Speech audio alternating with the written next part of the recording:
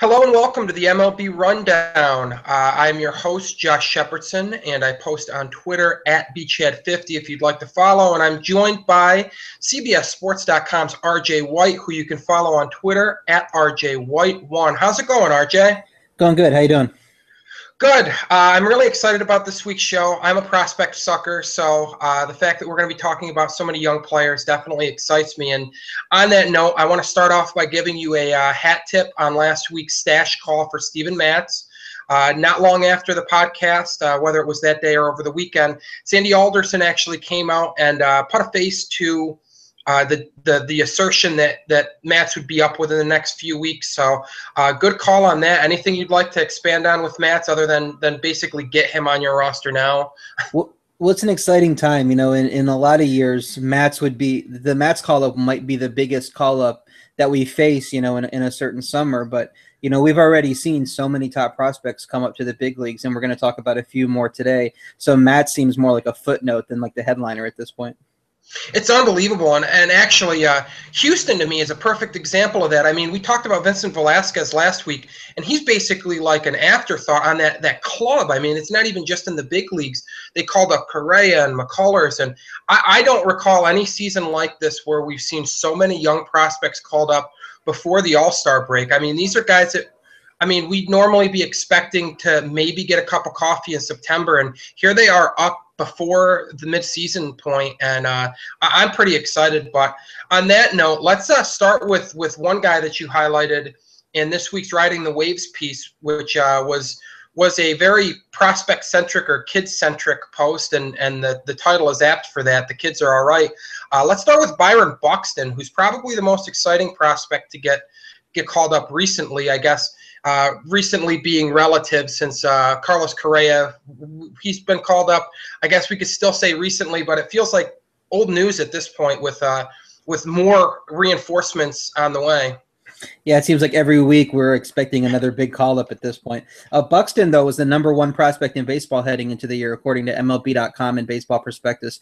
He was also rated #1 by both those sites, as well as Baseball America in 2014. Basically, it's impossible to have a higher pedigree than this guy, so the excitement is warranted.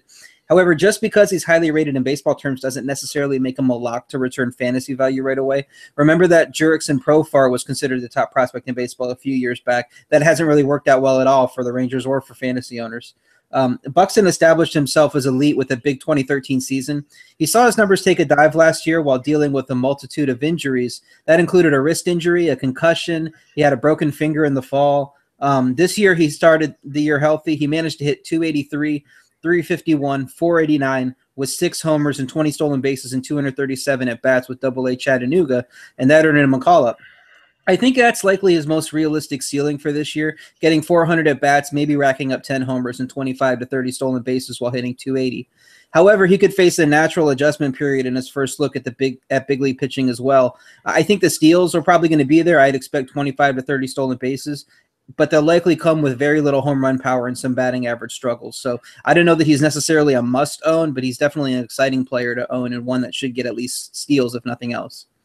Yeah, I mean, if you're a speed-hungry owner, it's hard to find a better option than Buxton, because not only should you get the stolen bases, but as you alluded to, there's at least upside there in terms of power and batting average. Yes, the caveat is that there's also some downside, since he did bypass AAA. He does have less than 300 plate appearances in the upper minors, so there is that chance that he does struggle a little bit out of the gate.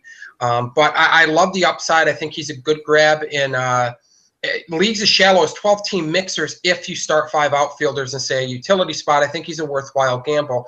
Anything shallower than that, you can probably leave him on the wire just because the replacement level is so high. But I really like Buxton. And another thing that I think warrants mentioning is, as you mentioned, he was the top ranked prospect at MLB.com and Baseball Prospectus.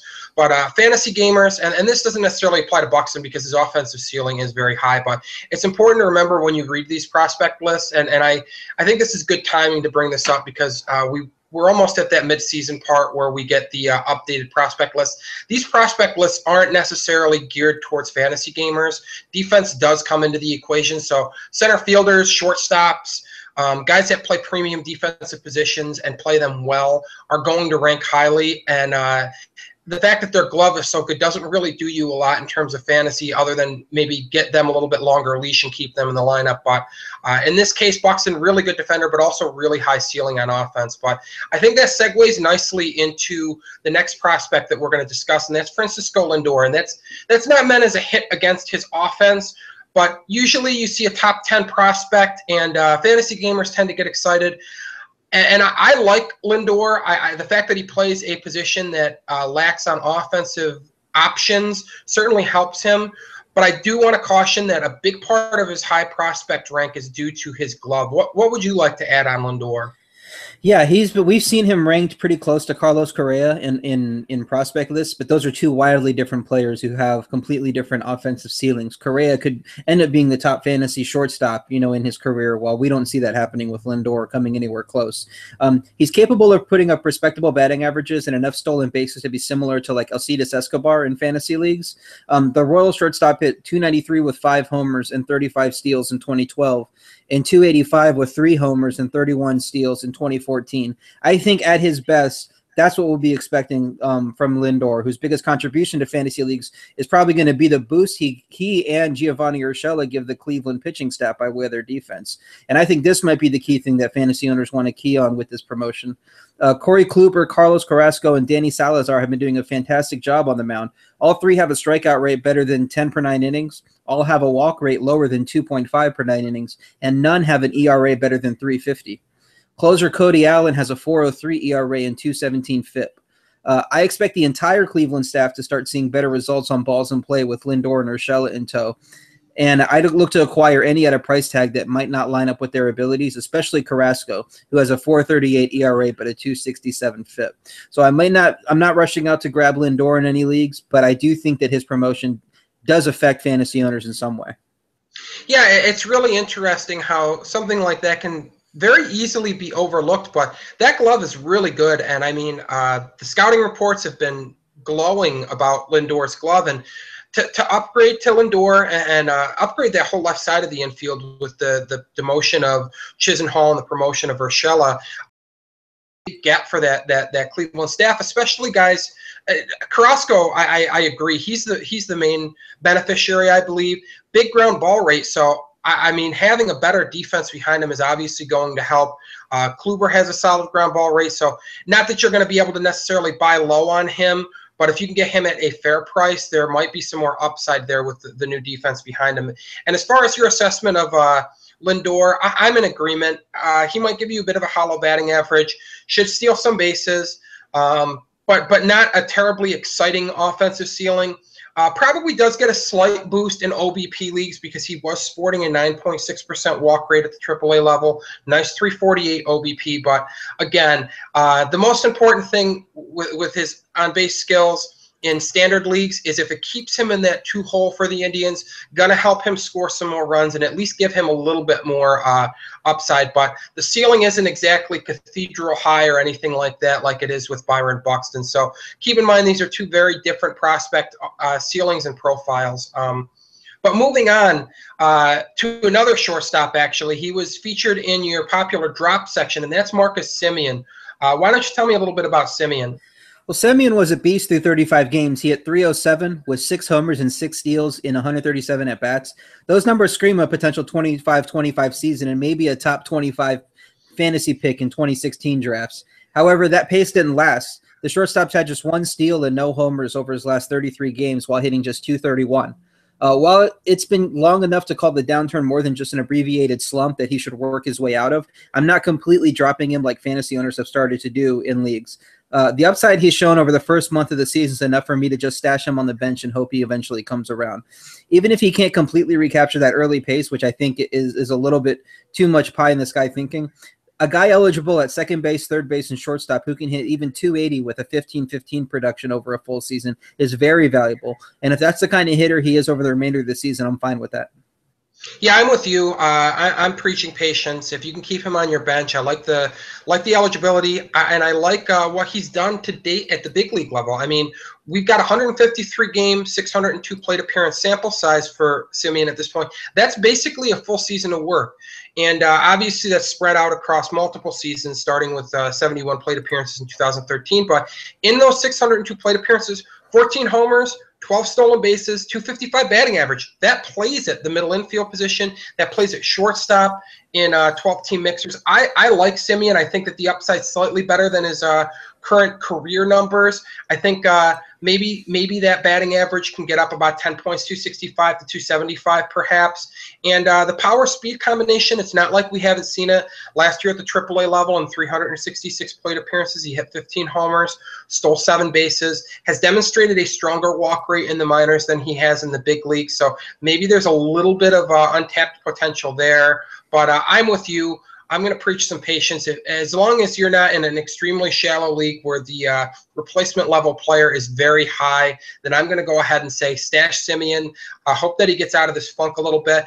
And if you're in a league that allows daily roster changes, note that Simeon has a nice platoon split that favors hitting left-handed pitching in the minors, and through most of his major league career, he's hit lefties better. So if you're in a league that allows daily changes, at least get him in there against lefties now and hope that he turns it around against right-handed pitchers, because I do like that power speed combination at a position that really lacks talent, and the multi-positional eligibility is huge as well. Yeah, and playing off that lefty-righty split, I'd also give that same advice for Buxton if you end up grabbing him on your team. I picked up Buxton, when we heard that he was going to be called up, and used him immediately this week because the Twins had, I think, 3 lefties on the schedule so far. And I figure he'll probably do better against lefties than righties right out of the gate. So if you can get a lefty-heavy matchup or cycle him in and out against lefties, that might be the smart thing to do too. Yeah, and on that, we're gonna wrap up the beginning of the show and go ahead and take this to the forums as we always do. The first question is submitted by user rmonday09 in a 12-team 5x5 roto league that uses OPS instead of batting average and allows 6 keepers. This user is discussing a mega deal in which they deal Chris Bryant, Joey Votto, Xander Bogaerts for Anthony Rizzo, Miguel Cabrera, Cody Allen, Sean Tolleson, and Wade Davis. There are a couple wrinkles that are worth mentioning. The first is that the league has 2 utility spots, but only 3 outfielders, and no corner infield or middle infield position spots.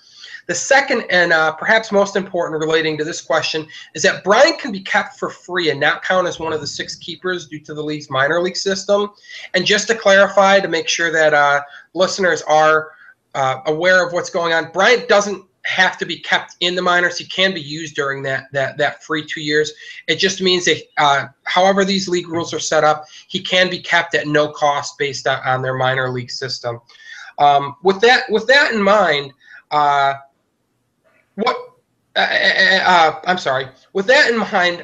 the second factor has me leaning in favor of keeping Bryant, Bogaerts, and not doing this deal. I think it's a fair offer, but those free 2 years are huge. You get to keep an extra keeper, and not just any extra keeper, but a really good one in Chris Bryant. I also like the fact that the OPS is used in this league as well, because Bryant, not necessarily going to have a high batting average with his big strikeout rate, but does get on base at a high clip. So that plus the power is going to result in some nice OPS numbers. What do you think, RJ? Yeah, it's a very weird minor league setup in this league. I don't know that I've seen a minor league setup where you can use a guy as a free keeper but not have to he still has that minor league designation because of his service time. But being able to use him as a free keeper, like you said, it's no small thing.